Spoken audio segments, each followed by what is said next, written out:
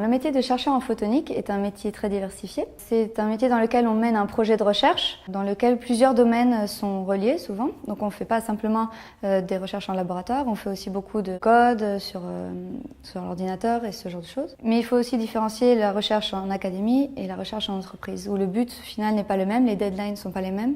La photonique est un domaine en expansion. Vous avez par exemple dans la vie quotidienne, vous côtoyez beaucoup la photonique avec tous les appareils photo que vous pouvez voir autour de vous. Vous pouvez aussi le voir dans la fibre optique qui vous amène Internet à la maison. C'est aussi de la photonique. Il y a plein de domaines sur lesquels ça se développe, donc les télécoms et l'imagerie. Alors en Suisse, la voie royale pour intégrer la recherche en photonique, ce serait de faire un bachelor et un master, notamment dans les hautes écoles comme le PFL et le THZ à Zurich. Mais bien sûr, il y a des passerelles, si on vient par exemple de HES ou si on a fait d'autres études, il y a des passerelles. Alors le salaire d'un chercheur en photonique dépend bien sûr de son statut et aussi s'il travaille en académie ou en entreprise. Dans le domaine académique, on commence la recherche en tant que doctorant et le salaire, par exemple à l'EPFL, est de 51 100 par an avec une augmentation de 1000 par an avec les années de doctorat.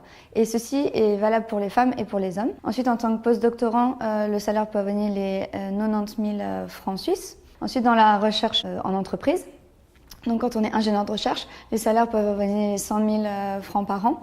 Mais après, bien sûr, ça dépend de l'ancienneté et des diplômes. Alors, les perspectives d'avenir de chercheurs en photonique sont multiples.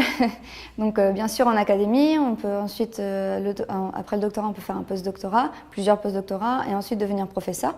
Les postes, bien sûr, sont rares et il faut trouver le domaine et ouvrir un nouveau laboratoire, normalement. Donc, trouver un nouveau domaine de recherche. Ensuite, dans les entreprises, par exemple la recherche et développement, dans la recherche et le développement, beaucoup d'entreprises recherchent des gens avec des doctorats, donc ayant déjà fait de la recherche. Bien sûr, il n'y a pas que la recherche et le développement, on peut très bien faire du consulting. Je connais aussi des doctorants qui font maintenant de la finance, après chacun choisit sa voie.